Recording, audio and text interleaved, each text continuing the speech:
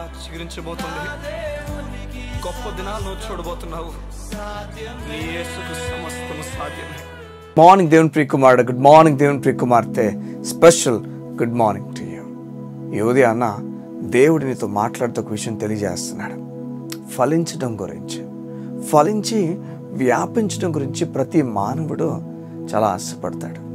అవును, నేను ఫలించాలి, నేను వ్యాపించాలి, నా జీవితము మోడైపోయినట్లుగా ఉండకూడదు, నా జీవితం ఒంటరిగా విడబడకూడదు, నా జీవితం ఫలించాలి, వ్యాపించాలని చాలా ఆశపడతాడు. ఈ ఉదయాన్న వింటున్న నీలో కూడా ఈ ఆశ ఖచ్చితంగా ఉంటుంది. నేను ఎవరికైనా ఉదయం ఉండిపోకూడదు. చూడండి, ఒక ఉద్యోగ విషయంలో ఫలించాలి, వ్యాపించాలి. ప్రతి ఒక్కరు కూడా వారి జీవితంలో, వారు ఏదైనప్పటికీ, వారి వివాహ జీవితంలో కానీ, వారి కుటుంబ జీవితంలో కానీ, అది ఉద్యోగమైనా వ్యాపారమైనా ఏ పని చేస్తున్నా ఒక వ్యక్తి ఫలించాలనుకుంటాడు, తర్వాత వ్యాపించాలనుకుంటాడు. కానీ దేవుని గ్రంథం ఈ ఫలించడం గురించి, వ్యాపించడం గురించి చెప్తున్నప్పుడు ఎలా సాధ్యమవుతుందంటే, కొలస్సీయులకు రాసిన పత్రిక 1వ అధ్యాయము 6వ వచనం ఈ విధంగా ఉంది. మీరు కృపను సత్యంగా నమ్మి నాటి నుండి మీరు ఫలించి వ్యాపించుచున్నారు. చూడండి, యేసయ్య కృపను నమ్మిన వ్యక్తి, యేసయ్య కృపను కృపగా తీసుకున్న వ్యక్తి, అయ్యా నేను నీతిమంతుడు, నీ ఎదుట నీకు వందనాలు, నీ ఎదుట నేను నిలబడే అవకాశం కలిగింది, నీకు స్తోత్రాలు. నా మంచితనం బట్టి కాదు, నా గొప్పతనం బట్టి కాదు, నాలో ఏ మంచి లేదు, నేను చెడ్డవాడినైనప్పటికీ నువ్వు నన్ను ప్రేమించావు, నీకు స్తోత్రాలు. నీతో పాటు నన్ను కూర్చుండబెట్టావు, నీకు వందనాలు. అయ్యా నీ రాజ్యానికి నన్ను పిలుచుకున్నావు, నీకు స్తోత్రం. పరలోక రాజ్యము నాకు ఉచితంగా ఇవ్వబోతున్న దేవా, నీకు వందనాలు. నీ ఆత్మ నాకు ఇచ్చినందుకు నీకు స్తోత్రాలు. ప్రతిదీ కూడా కృపలో మనకు అనుగ్రహింపబడిన ప్రతి విషయాన్ని కూడా ఎరిగిన వ్యక్తి, కృపను పట్టుకున్న వ్యక్తి, బైబిల్ చెప్తుంది, ఫలిస్తాడు, వ్యాపిస్తాడు. చూడండి, దేవుడు కేవలం నువ్వు ఫలించే చెట్టుగా మాత్రం ఉండిపోవాలని కోరట్లేదు, కానీ నువ్వు ఫలించిన తర్వాత ఆ విత్తనాలు ఇంకా చెట్లుగా మారాలని కోరుతున్నాడు. నువ్వు ఫలించి వ్యాపించుదువుగాక.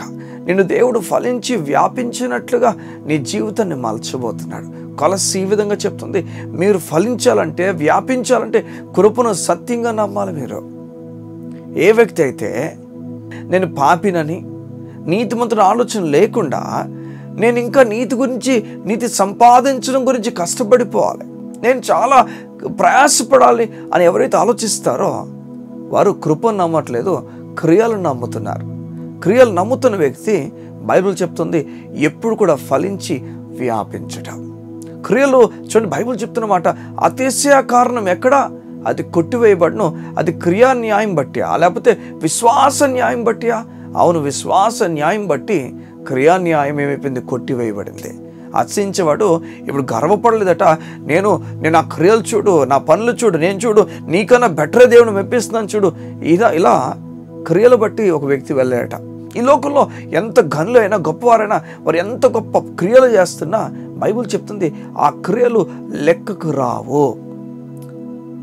పొగుడుకోవడానికి, గొప్పవాడని చెప్పుకోవడానికి క్రియలు చూపించుకుంటున్నాడేమో ఒక వ్యక్తి. బైబిల్ తెలియజేస్తుంది, ఆ క్రియలు లెక్కకు రావు. ఏది లెక్కకు వస్తుంది? దేవుని కృప మాత్రమే లెక్కకు వస్తుంది. ఈ ఉదయం దేవుడు చెప్తున్నాడు, నువ్వు ఫలించబోతున్నావు, నువ్వు వ్యాపించబోతున్నావు, నువ్వు ఉన్నతమైన కార్యాలు చూడబోతున్నావు. విను జాగ్రత్తగా, నువ్వు నీతిమంతుడు నమ్మడానికి ఇష్టపడు. దేవునికి దూరంగా ఉన్నావు అన్న విషయం నుంచి బయటకు వచ్చి, నేను చాలా దగ్గరగా ఉన్నానంటే, నా దేవునికి చాలా దగ్గరగా ఉన్నాను, నా దేవుడు నన్ను ఎంత ప్రేమించాడంటే, తప్పిపోయిన గొర్రె నన్ను తన భుజాల మీద వేసుకొని వెనక్కి తీసుకొచ్చి నన్ను చంపడానికి కాదు, కానీ ఒక వేడుక చెప్పడానికి, నా గొర్రె దొరికింది అని ఒక వేడుకని చెప్పడానికి తీసుకొని వచ్చాడు. అవును, నీ పట్ల ఆయన చెడ్డ దృష్టి కలిగి లేడు, మంచి దృష్టి కలిగి ఉన్నాడు, నిన్ను ప్రేమించుచున్నాడు. ఈ ఉదయాన్న అందరు చెప్పిన మాటలు నమ్ముతున్నావు? లేదు, దేవుని మాట నమ్ము, ధైర్యంగా ముందుకు వెళ్తావు. నువ్వు ఫలించి వ్యాపించుదుగాక. కళ్ళు మూసుకున్నట్లయితే ఈ ఉదయాన్న మీ గురించి నేను ప్రార్థన చేయడానికి ఇష్టపడుతున్నాను. మా ప్రియ పరలోకపు తండ్రి, నీకు వందనాలు. నిబిడలు వారి జీవితంలో నెమ్మదిని కలుగు చేయదేవా, నీకు స్తోత్రాలు. వారు ఏ చోట అలసిపోవాల్సిన పని లేదని, ఏ చోట కృంగిపోవాల్సిన పని లేదని, నీవు చూపించు బాట గొప్పదని, నీవు నడిపించు తీరు గొప్పదని వారు నెమ్మది కలిగి నీ మీద ఆధారపడి ముందుకెళ్ళినట్లుగా సహాయమును మేము అడుగుతున్నాం.